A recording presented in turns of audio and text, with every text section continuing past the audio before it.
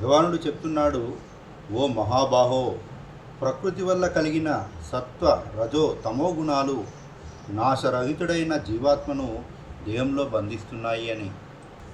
సత్వం రజస్తమైతి గుణా ప్రకృతి సంభవా నిబధ్నంతి మహాబాహో దేహే దేహినమవ్యయం. గీత నుండి 14వ అధ్యాయము 5వ శ్లోకం. భగవానుడు చెప్తున్నాడు, ఓ మహాబాహో, ప్రకృతి వల్ల కలిగిన సత్వ రజో తమో గుణాలు నాశరహితుడైన జీవాత్మను దేహంలో బంధిస్తున్నాయని. దీనొక సంపూర్ణ వివరణ గ్రహిద్దాం.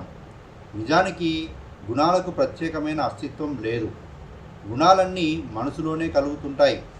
రకరకాల సందర్భాల్లోని వేరువేరు మానసిక పరిస్థితులే ఈ గుణాలుగా అభివ్యక్తం అవుతుంటాయి.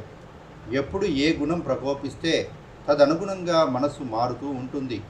జీవాత్మ వాస్తవానికి గుణాతీతుడు అయినప్పటికీ ఆయా గుణాలతో తాదాత్మ్యం చెంది సుఖ దుఃఖాలను ద్వంద్వాలను అనుభవిస్తుంటాడు. ఆయా అనుభవాలు సంస్కారాలను వాసనలను సృష్టిస్తున్నాయి. తద్వారా వివిధ జన్మలను పొందుతూ ఆ బంధాల్లో చిక్కుకుంటున్నాడు. అంటే మన వాస్తవానికి మనమే సృష్టికర్తలం అన్నమాట. సత్వం రజస్తమ ఇది గుణా ప్రకృతి సంభవా నిబధ్నంతి మహాబాహో దేహే దేహినమవ్యయం.